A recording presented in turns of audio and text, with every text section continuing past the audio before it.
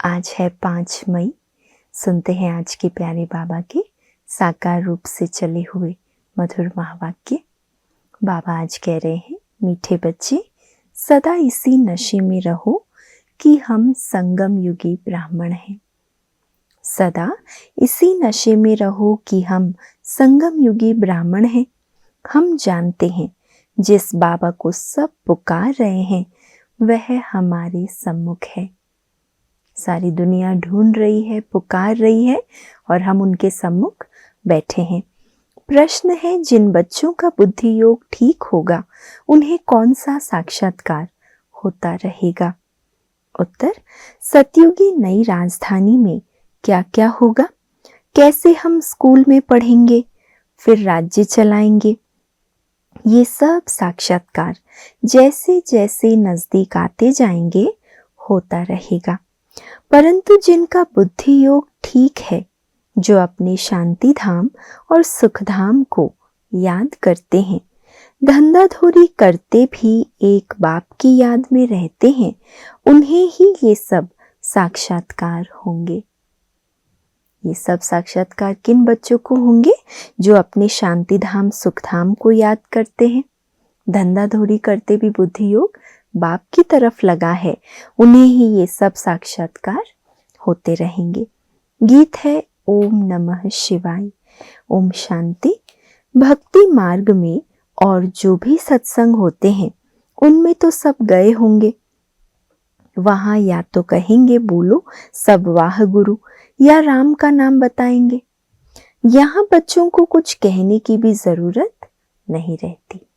कोई प्रकार का जाप मंत्र उच्चारण आदि करने की जरूरत नहीं। एक ही बार कह दिया है, घड़ी घड़ी कहने की भी दरकार नहीं। बाप भी एक है, उनका कहना भी एक है। क्या कहते हैं? बच्चों मामे कम याद करो।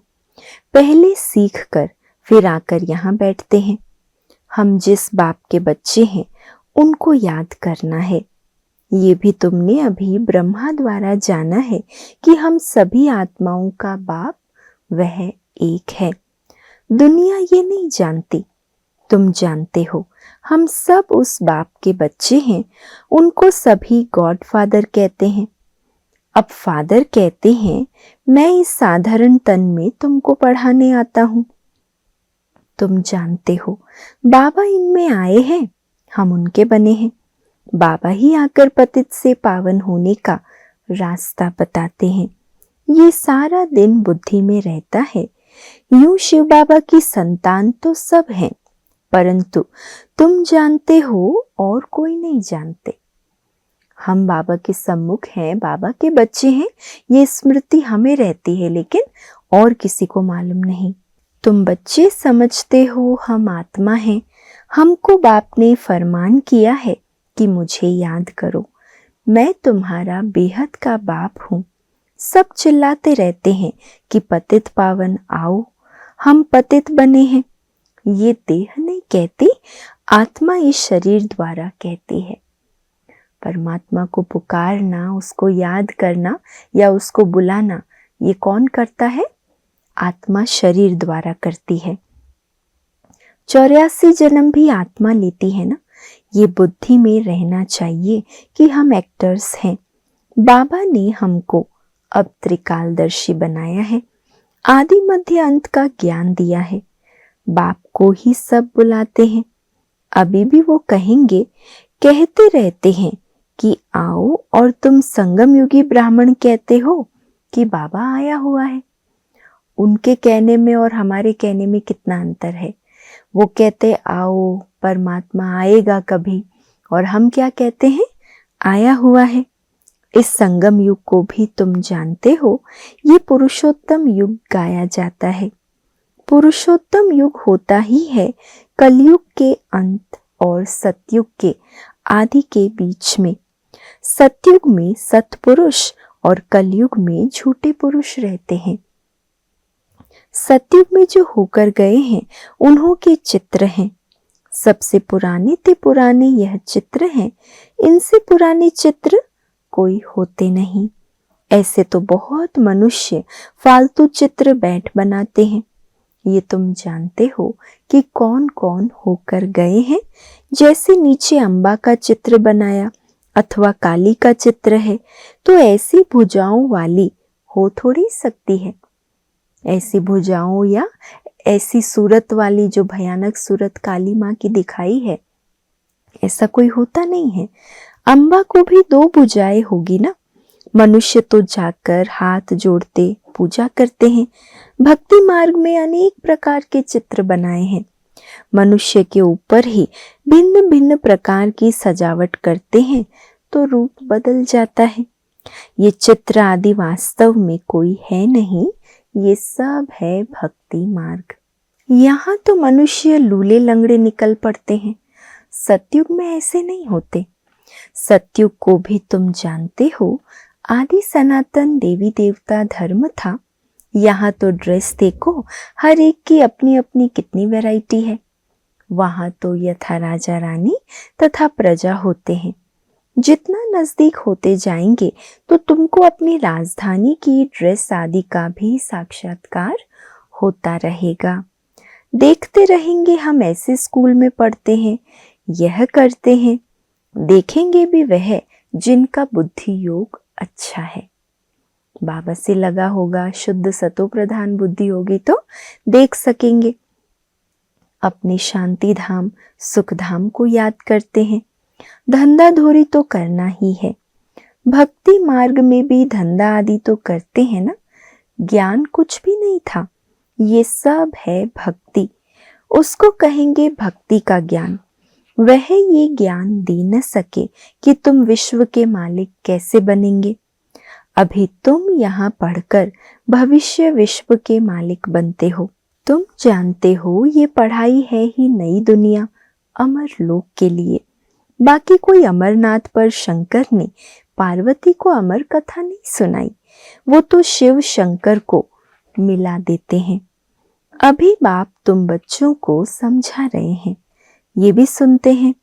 बाप बिगर सृष्टि के आदि मध्य अंत का राज कौन समझा सकेंगे?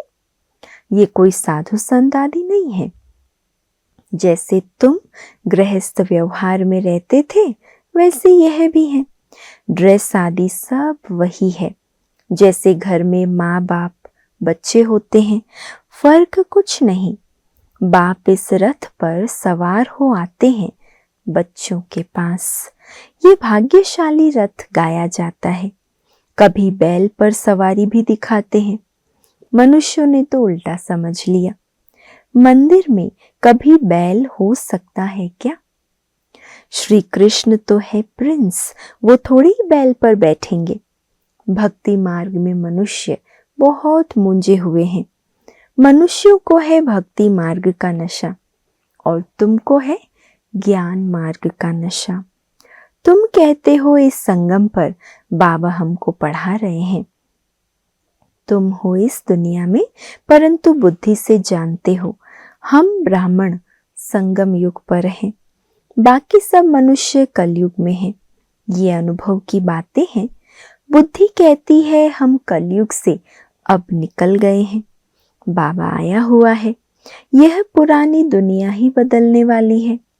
ये तुम्हारी बुद्धि में है और कोई नहीं जानते। भले एक ही घर में रहने वाले हैं, एक ही परिवार के हैं। उसमें भी बाप कहेगा हम संगम युगी हैं और बच्चा कहेगा नहीं हम तो कलयुग में हैं। वंडर है ना। बाप ज्ञान मार्ग में चल रहा है और बच्चा कहता है हम तो इसी दुनिया में ठीक है, कलयुग में ही है। बच्चे जानते हैं हमारी पढ़ाई पूरी होगी तो विनाश होगा। विनाश होना जरूरी है।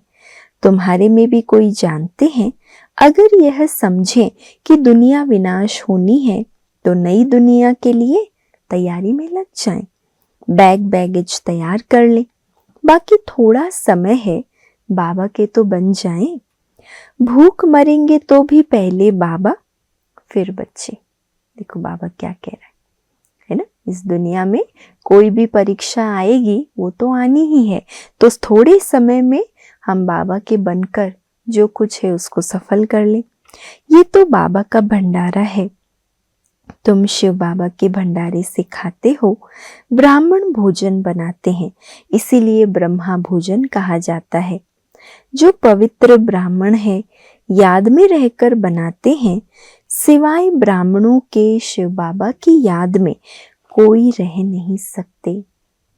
सिवाय ब्राह्मणों के शिव बाबा की याद में कोई रह नहीं सकता, न बाबा की याद में कोई ब्रह्मा भोजन बना सकते हैं। वह ब्राह्मण थोड़ी ही शिव बाबा की याद में रहते हैं। शिव बाबा का भंडारा यह है जहां ब्राह्मण भोजन बनाते हैं। ब्राह्मण योग में रहते हैं। पवित्र तो है ही, बाकी है योग की बात। इसमें ही मेहनत लगती है। गपोड़ा चल न सके, ऐसे कोई कह न सके कि मैं संपूर्ण योग में हूं, वह 80% योग में हूं, कोई भी कह न सके।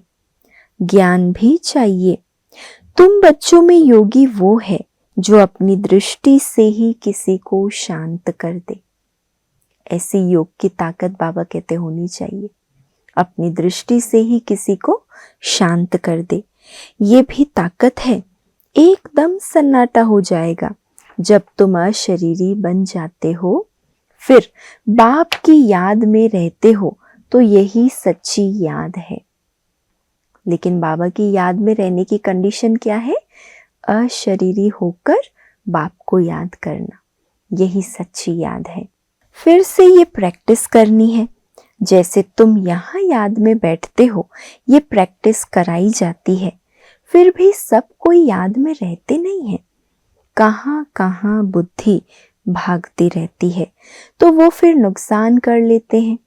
यहाँ संदली पर बिठाना उनको चाहिए जो समझे कि हम ड्रिल टीचर हैं, बाप की याद में सामने बैठे हैं।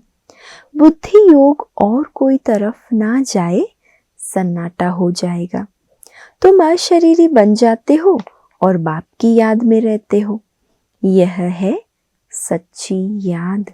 सन्यासी भी शांति में बैठते हैं। वो किसकी याद में रहते हैं? शांति में तो वो भी बैठते हैं, सन्नाटा उनके पास भी है, लेकिन वो किसकी याद में है? वो कोई रियल याद नहीं। कोई को फायदा दे नहीं सकेंगे। वो सृष्टि को शांत नहीं कर सकते। क्यों नहीं कर सकते वो सृष्टि को शांत? बाप को जानते ही नहीं, ब्रह्म को ही भगवान समझ से रहते। अब वो तो है नहीं। अभी तुमको श्रीमत मिलती है कि माँ में कम याद करो। तुम जानते हो हम 84 जन्म लेते हैं। हर जन्म में थोड़ी थोड़ी कला कम होती जाती है। जैसे चंद्रमा की कला कम होती जाती है, देखने से इतना मालूम थोड़ी पड़ता है। अभी कोई भी संपूर्ण नहीं बना है। आगे चल तुमको साक्षात्कार होंगे। आत्मा कितनी छोटी है, उनका भी साक्षात्कार हो सकता है। नहीं तो बच्चियां कैसे बताती है कि इनमें लाइट कम है, इनमें जास्ती है। दिव्य दृष्टि से ही आत्मा को देखती हैं। ये भी सब ड्रामा में नूंद है। मेरे हाथ में कुछ नहीं। बाबा कहते ये दिव्य दृष्टि आदि का साक्षात्कार जो होता है, तो वो सब भी ड्रामा में नूंद है। मैं इसमें कुछ नहीं करता, ड्रामा मुझसे कराता है। यह सब ड्रामा अनुसार चलता रहता है। जिस जिसका पार्ट है दिव्य दृष्टि का, उनको वो साक्षात्कार ड्रामा अनुसार होते हैं। भोग आदि ये सब ड्रामा में नूंद है। सेकंड बाय सेकंड एक्ट होता है। अभी बाप शिक्षा देते हैं कि पावन कैसे बनना है, बाप को याद करना है। कितनी छोटी आत्मा है जो पतित बनी है, फिर पावन बननी है। वंडरफुल बात है ना। कुदरत कहते हैं ना, बाप से तुम सब कुदरती बातें सुनते हो। सबसे कुदरती बात है आत्मा और परमात्मा की, जो कोई नहीं जानते। ऋषि मुनि आदि कोई भी नहीं जानते। इतनी छोटी आत्मा ही पत्थर बुद्धि फिर पारस बुद्धि बनती है। बुद्धि में यही चिंतन चलता रहे कि हम आत्मा पत्थर बुद्धि बनी थी, अब फिर बाप को याद कर पारस बुद्धि बन रही है। लौकिक रीति तो बाप भी बड़ा, फिर टीचर गुरु भी बड़े मिलते हैं। यह तो एक ही बिंदी बाप भी है, टीचर भी है और गुरु भी है। सारा कल्प देहधारी को याद किया, अब बाप कहते हैं माम एकम याद करो। तुम्हारी बुद्धि को कितना महीन बनाते हैं। विश्व का मालिक बनना कोई कम बात है क्या? ये भी कोई ख्याल नहीं करते कि ये लक्ष्मी नारायण सतयुग के मालिक कैसे बने। तुम भी नंबरवार पुरुषार्थ अनुसार जानते हो। नया कोई इन बातों को समझ न सके। पहले मोटे रूप से समझा, फिर महीनता से समझाया जाता है। बाप है बिंदी, वो फिर इतना बड़ा बड़ा लिंग रूप बना देते हैं। मनुष्यों के भी बहुत बड़े बड़े चित्र बनाते हैं, परंतु ऐसा है नहीं। मनुष्यों के शरीर तो यही होते हैं। भक्ति मार्ग में क्या क्या बैठ बनाया है। मनुष्य कितना मूंझे हुए हैं। बाप कहते हैं जो पास्ट हो गया वो फिर होगा। अभी तुम बाप की श्रीमत पर चलो। इनको भी बाप ने श्रीमत दी, साक्षात्कार कराया ना। तुमको हम बादशाही देता हूं, अब इस सर्विस में लग जाओ। ब्रह्मा बाबा को शिव बाबा ने साक्षात्कार कराया और दिखाया कि कितनी ऊंची राजाई मिलती है। अपना वर्षा लेने का पुरुषार्थ करो, ये सब छोड़ दो। तो ये भी निमित्त बना। सब तो ऐसे निमित्त नहीं बनते हैं। जिनको नशा चढ़ा तो आकर बैठ गए। हमको तो राजाई मिलती है, फिर यह पाई पैसे क्या करेंगे। जिन जिन को ऐसा नशा चढ़ा तो ब्रह्मा बाबा के साथ वो सब भी सहयोगी बन गए। तो अब बाप बच्चों को पुरुषार्थ कराते हैं। राजधानी स्थापन हो रही है। कहते भी हैं हम लक्ष्मी नारायण से कम नहीं बनेंगे। तो श्रीमत पर चलकर दिखाओ, चूचा मत करो। बाबा ने थोड़े ही कहा है कि बाल बच्चों का क्या हाल होगा। एक्सीडेंट में अचानक कोई मर जाते हैं तो कोई भूखा रहता है क्या? कोई न कोई मित्र संबंधी आदि देते हैं खाने के लिए। यहाँ देखो, बाबा पुरानी झोपड़ी में रहते हैं, तुम बच्चे आकर महलों में रहते हैं। बाप कहेंगे बच्चे अच्छी रीति रहे, खाए पिए। जो कुछ भी नहीं ले आए हैं उनको भी सब कुछ, जो कुछ भी नहीं ले आए उनको भी सब कुछ अच्छी रीति मिलता है। कई बच्चे ऐसे भी यज्ञ में खाली हाथ आए तो भी बाबा के घर में उनकी कितनी पालना होती है। इस बाबा से भी अच्छी रीति रहते हैं। शिव बाबा कहते हैं हम तो है ही रमता योगी, कोई का भी कल्याण करने जा सकता हूँ। जो ज्ञानी बच्चे हैं वो कभी साक्षात्कार आदि की बातों में खुश नहीं होंगे, सिवाय योग के और कुछ भी नहीं। इन साक्षात्कार की बातों में खुश नहीं होना है। अच्छा, मीठे मीठे सिकी लधे बच्चों प्रति माता पिता बाप दादा का याद प्यार और गुड मॉर्निंग। रूहानी बाप की रूहानी बच्चों को नमस्ते और हम सब रूहानी बच्चों की रूहानी माता पिता बाप दादा को याद प्यार, गुड मॉर्निंग और नमस्ते।